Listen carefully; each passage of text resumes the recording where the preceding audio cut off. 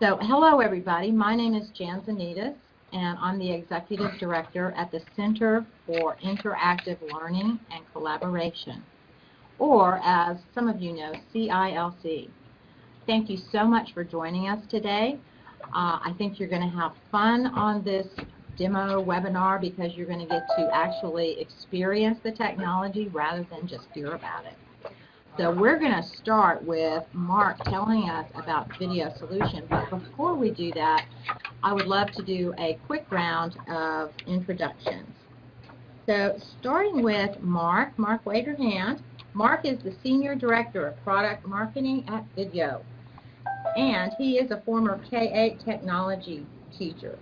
So he's one of us former educators. He joined Vidyo to change how administrators and educators think about what the classroom really is. And he helps to extend teaching and learning opportunities using the Vidyo platform. So next is Arlene Salyers. Arlene, say hi. Hello. So Arlene is the Director of Technology for the Northeast Colorado BOCES, a network that provides teaching resources, professional development, and student learning opportunities for 12 member districts in Northeast Colorado. Then we have Dr. Chuck, the biologist. Charles, wave your hand. There we are. Okay, Chuck is the Dean of Technology, Media, and Communications of the College of Liberal Arts and Sciences in Arizona State University. He's a video conferencing advocate and the creator and longtime director of Ask a Biologist, a K-12 program for teachers, students, and lifelong learners that connects learners to experts both locally and as remote as the rainforest in Panama. And then finally we have Teresa, who is a second grade ESL teacher. Teresa, can you say hello? Hello, how are you? There she is. So Teresa, as I said, is an ESL gifted talented teacher at Rummel Creek Elementary in Texas. She's a 17-year veteran of the classroom and was named 2013 Spring Branch Independent School District's Elementary Teacher of the Year. Congratulations. She uses the technology to drive instruction by integrating both flipped learning environments and flat classrooms. Got to ask you about that one. With video conferencing and problem-based instruction opportunities with people all over the world. So all of you folks out there, participants, I can tell you you've got a great bunch of experts on the panel today. So sit back and enjoy, and we're going to let you chime in towards the end. You could, if you would wish, start asking questions by typing into the chat window, and we can keep track of those so that at the end we might pull from those questions as well.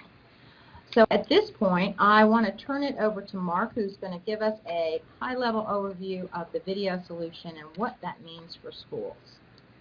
Happy to be here, and thank you for that. For folks who are taking a quick peek, I wanted to just first introduce you to the tool that you're using so you know how to use some of the capability that's there. And folks, if you're not presenting, if you could mute yourself, that would be helpful. Otherwise, Dallas has to hunt and find you and mute you. But in any event, I'm sharing content with you right now, and what you can do is you can double-click on the screen in order to pop it out into its own window if you need to resize it.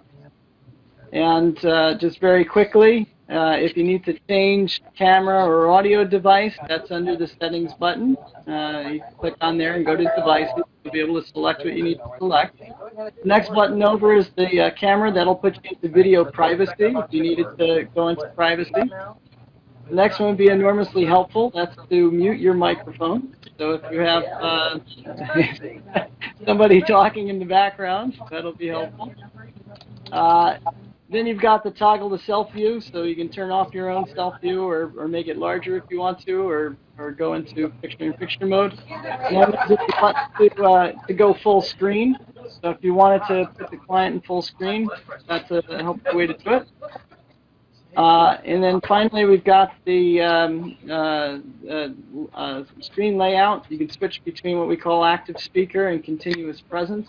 so all same size versus a larger size speaker.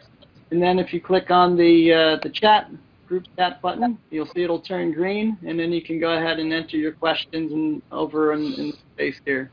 And then finally, again, if you're disconnecting, which you don't want to do just yet, but that's how you'll get out of the call later on. And if you wanted to, again, undock content, you can do that quickly and easily. So I don't want to take up a lot of time. I want most of the time spent talking with the educators, just to give a foundation here of why video in the classroom and in terms of education. Very quickly, from the educator's perspective, it's access to professional development and subject matters around the world. It's peer collaboration and such. On the administrator's side, it means being able to have improved services for your students while controlling costs and such. Being able to leverage the specialty services across more folks in the district or across districts and such. Improved administration efficiency. From the student's perspective, it's a different way of learning, and you'll see that with Chuck. It's a way of engaging students in content that they don't get within the four walls of the classroom. It's also access to each other for peer study groups, access to additional help when they need it, or special services as needed. And from the student's family perspective, it's a way of becoming engaged. You know, parents who want to participate in conferences, who are traveling, for example, not able to make it to a conference, things like that.